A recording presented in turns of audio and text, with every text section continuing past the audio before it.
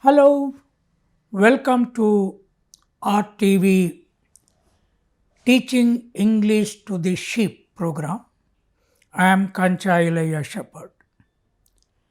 Today we will have the fifth lesson around how our villagers, particularly our village women, cut the crops and put together along with their men, and how the grain was shifted to their houses, and how the villagers stored the grain and survived throughout the year because crops do not come all throughout the year. Any agricultural crop is a seasonal crop. Mostly, the rice, the millets, other subsidiary crops come only 2 times in a year. But in many areas, there is only one crop in the entire year. So people have to live for the whole year. Their labor is very important for preparation of the soil, preparation of the lands for production, and their children have to grow by eating proper food. Of course, for a long time, there were no schools in the villages, there was no education. Unfortunately, because of the caste system, the educated people never taught any education to the tilling masses, to the harvesting women. Now, historically, the Indian women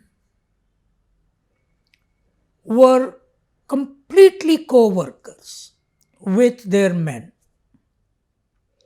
Without the women's labor in the fields, Indian village system or Indian semi-urban system would not have survived. Now, once the crop gets ripened, once they think that the crop needs to be cut, the village women were really great experts in cutting the crops and in planting them in the beginning. For example, take rice planting. If you just see in the seasonal planting locations in the villages near about cities and towns, dozens and dozens of women keep planting them in the deep water up to this level. Unfortunately, the educated people,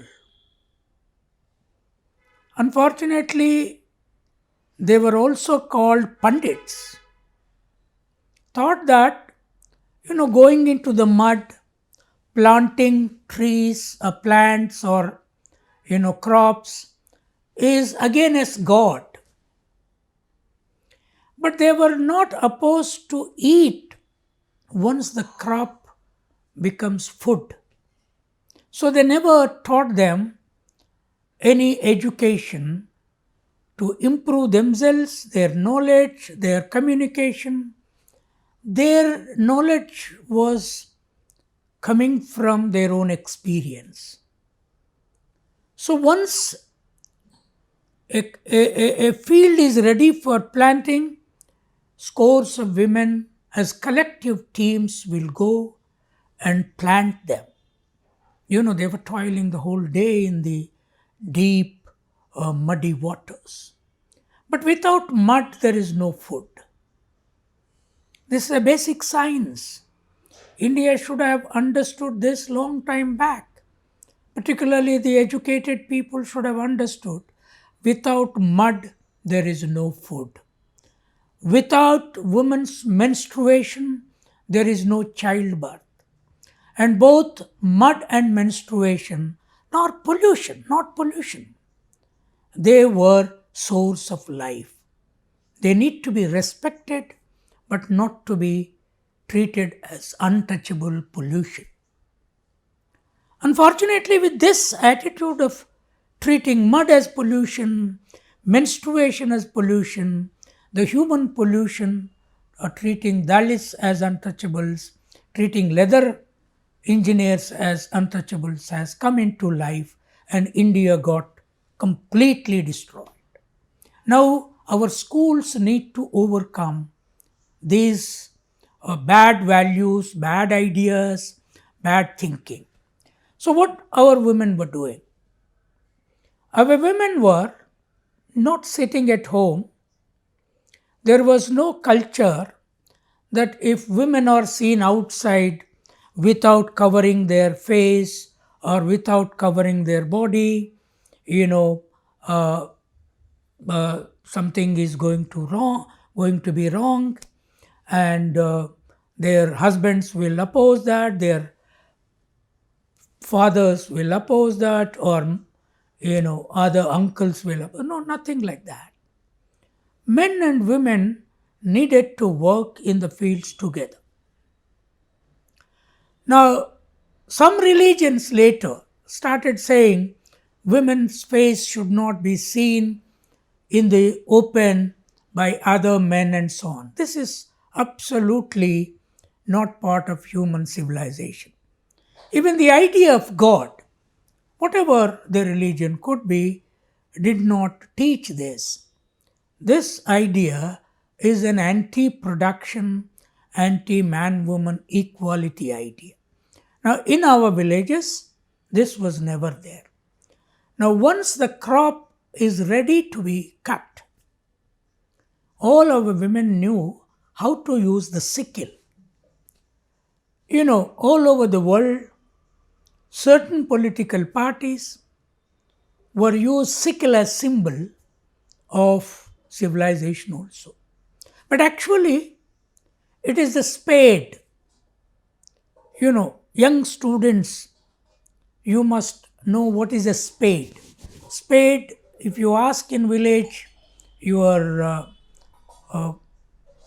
relatives or your own family members, they will show you spade is an instrument with an iron plate and with a wooden stick to dig the soil.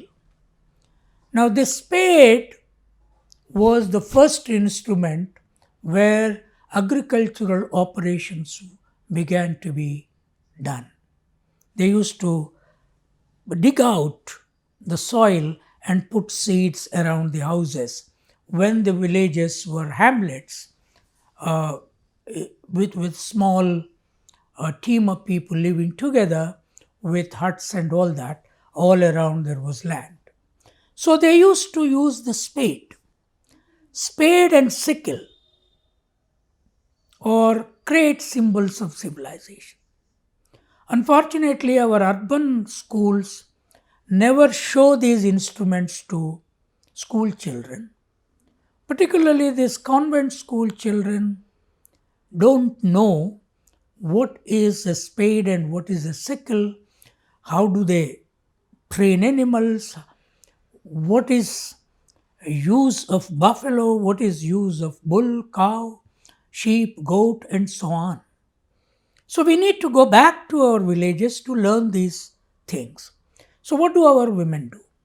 Our women, they first cook, they work at home, they cook their food for the family. Men sometimes help, unfortunately, with negative civilization evolution. Even in villages, more men were not helping women in the cooking work. So our women were toiling at home by cooking, And there were no, gas stoves or cylinders in medieval, ancient, even early modern times. Women were cooking food with the help of wood and earth that they make within the house, and they were feeding their children and putting food before their menfolk, and then going to the crop to be cut. And they have great culture of singing while planting and cutting the crop. This singing of songs about their own relationships, about their love, about their hate, and about their gods and goddesses. You know, women singing is one of the favorite singing in the fields. If you go with a cell phone today and shoot, normally when our women were singing while planting or cutting, you see the beautiful rhythm in the nature. So they used to sing songs, they used to cut jokes against each other, and they used to live in harmony. Not that they don't have quarrels, all human beings have quarrels. There were quarrels within the family, there were quarrels within the field, but there were less and less quarrels about ultimately doing the collective work. Without collective work, survival would have been impossible.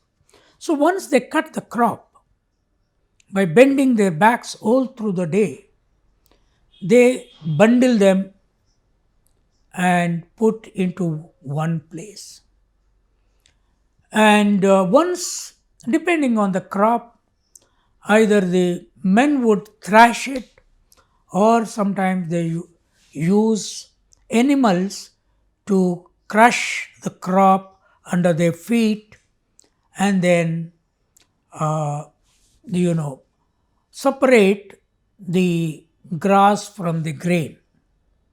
This is a very popular proverb, separating grass from the grain. That is, grain and grass are together when they grow. And finally, when you cut the crop, you have to separate the grass from the grain. The grain goes into the house for human food, and the grass goes to the house for animal food. Look at the human knowledge there. They never wasted their grass. If it is a millet kind of a crop, in Telugu what they call soppa. So soppa is separated from the kanki, the seed bundle at the top of the plant. So that also they use for animal food. Now, how do they transport? Here started our technological innovation. In the beginning, when the crops were producing very small quantities of food, men and women put the grain in baskets and then carry that on their heads to the home. Or they bundle up in bags and then carry home, or in their own clothes. But as the crop keeps growing, one family was growing tons and tons of rice or millet. How do they transport? From field to the house. And if the grain is more than what they consume, they need to sell it. Now, this is where our carpenters, ironsmiths, and the farmers, along with the leather technology people, they have invented what is called a bullock cart. I don't know how many of you saw a bullock cart. Now you have buses, cars, trains, aeroplanes, cycle motors, even cycles. In my childhood, my village did not see cycle. When I came up to perhaps 7th grade, when I went to a nearby village, I saw cycle in a bigger village, not in my village. So cycles were not there. What was the common travel mechanism of us?